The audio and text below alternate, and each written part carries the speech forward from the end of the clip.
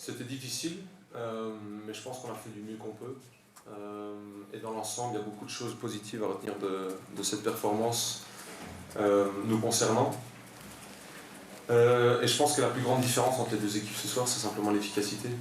Je crois qu'on n'a pas donné beaucoup d'occasions au Paris Saint-Germain ce soir. Au niveau des tirs cadrés, c'est la même chose. Mais de nouveau, on a pêché un peu dans l'efficacité devant le but. Mais au-delà de ça, je pense qu'il y a beaucoup de choses positives, surtout en deuxième mi-temps, dans le contenu de ce qu'on a fait, dans l'effort collectif qui a été vu. Je pense qu'on peut plus retenir de positif qu'autre chose ce soir.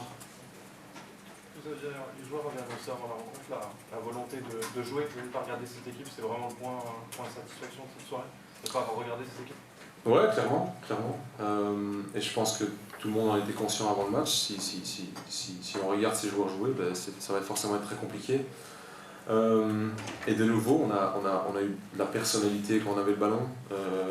On a trouvé des espaces par moment, on a créé des occasions intéressantes par moment, surtout de nouveau en deuxième mi-temps. Donc de nouveau, que du positif à ce niveau-là, parce que le contenu, je le répète, a été plus qu'intéressant. Vous aviez choisi en début de match de repartir sur une défense à 4 avec Younis Abdelhamid sur le côté gauche. Vous pouvez nous expliquer quel était l'objectif de ce dispositif? On va dire que c'était un système un peu hybride, avec Nathanaël Mboku qui était en position d'ailier gauche, mais qui suivait Achraf Hakimi. On a essayé de mettre ça en place.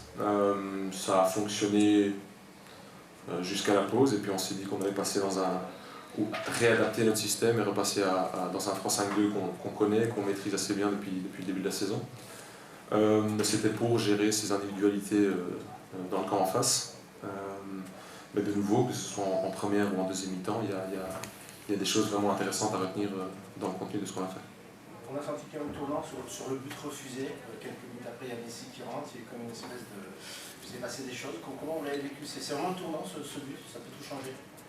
Ça peut tout changer parce que ça change notre efficacité devant le but aussi. Maintenant, je vous avoue que j'ai pas revu les images, mais j'ose espérer qu'avec le temps que ça a pris, la bonne décision a été prise. Mais forcément, ça change l'énergie d'un match, ça change l'intensité qu'il y a dans les minutes qui suivent. Donc c'est dommage, mais c'est un point nouveau qu'on cherche à améliorer dans les semaines à venir. Parce qu'on est conscient que devant le but, on doit être beaucoup plus efficace. Est-ce que cette prestation va être utile pour la suite de la défaite? Est-ce que ce sont de bonnes bases de travail face à un tel adversaire, monter un peu plus en puissance après la trêve? Non, clairement, mais je pense que depuis le début de la saison, on n'a pas... Forcément, on est déçu des résultats. 3 matchs nuls et une défaite, c'est pas ce qu'on voulait au début. Mais dans le contenu collectif de ce qu'on a mis en place depuis le début de la saison, on voit que l'équipe progresse et on voit que l'équipe...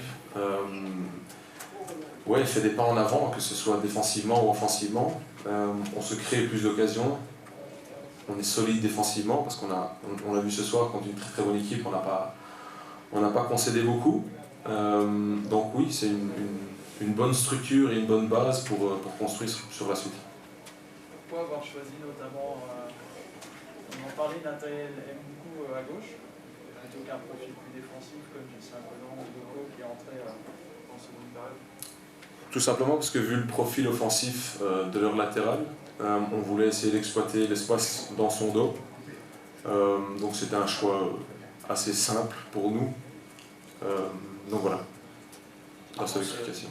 Pardon, ce n'est pas votre équipe, mais est-ce qu'on peut vous demander comment vous avez trouvé Lionel Messi sur la demi-heure où il a joué? Très honnêtement, j'ai pas fait plus attention que ça à Lionel Messi. On connaît ses qualités individuelles, on connaît tout le talent qu'il a. Mais je vous avoue avoir été plus concerné sur ce qu'on faisait nous que ce que faisait Lionel Messi. Au-delà du joueur en lui-même, l'atmosphère qu'il y a depuis plusieurs jours autour de cet événement et la manière dont vous l'avez vécu durant la rencontre, est-ce que c'est de nature peut-être à déstabiliser en termes de concentration? C'est facile de rester complètement dans son match quand il y a un peu cette folie, cette effervescence? Mais je pense que ça peut paraître bizarre, mais on l'a dit avant le match, il y a beaucoup de monde qui parle du match même, mais il n'y a pas beaucoup de gens qui parlent de nous et des joueurs qu'on a nous dans notre vestiaire. Donc c'était assez facile de se concentrer sur nous-mêmes parce que très vite dans la semaine, on était conscient de ce qu'il y avait en face, de ce qu'il y a en face, et on s'est concentré sur nous, ce que nous on devait faire. Et je le répète pour la énième fois, le contenu était plus qu'intéressant. Un petit mot sur le jeune Kebal qui a l'air de bénéficier d'une très belle cote de popularité auprès des supporters. Il a été ovationné à sa sortie, il a été plutôt intéressant aujourd'hui. Est-ce que vous pouvez me dire un petit mot sur ses qualités et ce qu'il doit améliorer? Non, mais Ilan, ça fait plusieurs semaines. Il a commencé la semaine passée, il était monté au jeu la semaine d'avant. Il a des qualités individuelles dans les petits espaces. Il est percutant, il voit vite et il lit très vite le jeu et bien. Et pareil, avec le collectif qui est autour de lui, il monte en puissance et il fait des choses très très intéressantes pour nous. Donc non, intéressant et j'espère qu'il va continuer sur cette marche positive. Globalement, est-ce que vous pensez que le pari de ce soir était injouable, comme on le voit depuis le début de la saison, ou alors quelque part il y aurait des choses à faire, notamment on a vu que sur le match précédent, ils prenaient beaucoup de buts. Les paris leur marqué ce soir. Non, ils ont pris 2 buts le match avant, 2 buts dans le match avant celui-là et 1 but dans le premier match. Donc on savait qu'il y avait des choses ou des espaces à exploiter. Et c'est ce qu'on a essayé de faire au mieux. Et de nouveau, je pense que le but annulé, oui, change la partie. Donc, injouable, non, aucune équipe au monde n'est injouable. C'est juste essayer d'exploiter les espaces offensivement et de faire très attention à leur qualité collective et individuelle quand on défend. Est-ce que vous pouvez nous dire un mot sur l'ambiance? Le stade était plein ce soir. Comment vous avez vécu cet environnement autour du match? Non, c'est magique, je pense. Ça fait presque 2 ans qu'on a un peu souffert avec tout ce Covid et avec les stades vides. Et rien que de voir l'engouement à l'arrivée du bus, mais ça fait plaisir et ça donne ce petit extra d'adrénaline et de motivation. Donc non, super. Les supporters qu'on a ici ont été top ce soir. Donc ça change tout, ça change un match, ça change une ambiance, ça change l'énergie qui est autour. Et ça pousse les joueurs à vouloir faire mieux. Donc non, clairement que du positif. Vous avez le sentiment, avec le visage que vous avez affiché sur ces 4 premiers matchs, notamment le match Montpellier à la maison et celui de ce soir, le visage audacieux, que le lien avec le public est fort, que vous le séduisez en tout cas. Le public semble content de ce que vous montrez sur le terrain. Mais je pense que c'est ce qu'on veut faire depuis le début de la saison.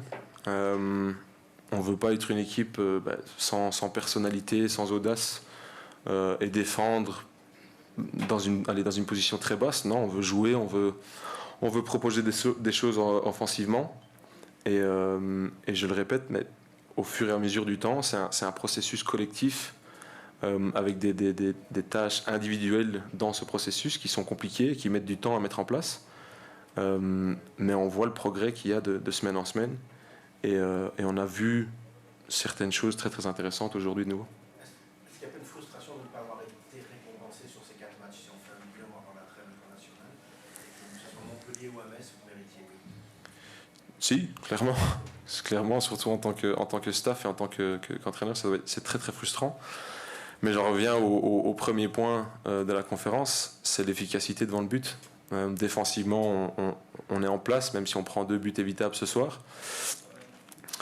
Et on progresse sur le plan offensif, mais quand les résultats ne suivent pas, oui, c'est incroyablement frustrant.